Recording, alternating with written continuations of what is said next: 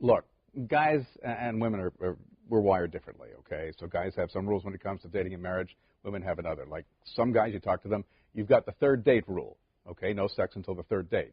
And here's a favorite of women. Don't go to sleep angry. Always work out your problems. So how long ago were those rules made up? Do they apply today? And I guess you kind of look like relationships like technology. Things change, and you have to upgrade your thinking. So what are the new rules of love? Joining us to talk about them, marriage counselor Dr. Tabitha Johnson. Hey, good to have you here. Thanks.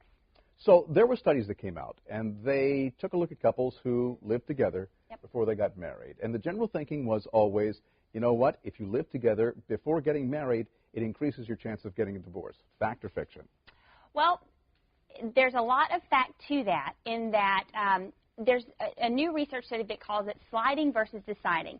And a lot of people see it as a natural progression that I date, we commit, then we move in, and then we get engaged and get married. And so it's a new step for a lot of people. The research really deciphers between two different groups of people.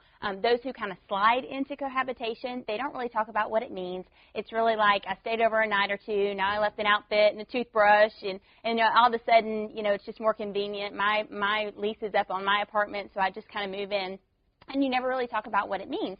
And so that group of people, which is the majority of people who actually decide to live together, end up, if they do get married, have a higher rate of divorce. The other group who talk about what does it actually mean? What does this mean about our relationship? Because more than likely, the research suggests that women actually think it's our next step. This means we're really committed and we're really getting married. And men are like, it's a convenience thing. And so, by and large, the people who actually talk about what it means and that this is the next step and we're moving our relationship forward tend to not have as negative outcomes. So basically, you have to ask yourself, is this a way to advance the relationship, in which case it can be healthy, or is it a stopgap measure? I got somebody to help pay the rent and things like that.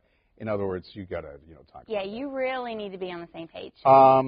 People think that sex has to be spontaneous to be hot. Yep. You know what? We all lead busy lives these days. Is that true? Yeah. It's not true. And this is one of the things I think most couples struggle with, because at the beginning of a relationship, everything's passionate. And then you get to the point where, if you have children and you have all these things going on and life just gets busy. And passion is unfortunately one of the first things to go in a relationship. It doesn't always have to be, but a lot of times it is.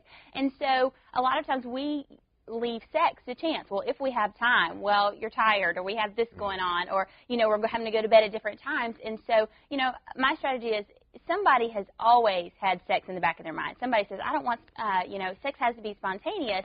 It's always in the back of somebody's mind. So it's never been truly spontaneous. So what you're saying is it's okay to say, you know what, we've got a date tonight. Yep. And if you expect to have a little lovemaking, then that's okay. Yep. Next, more on the new rules of love.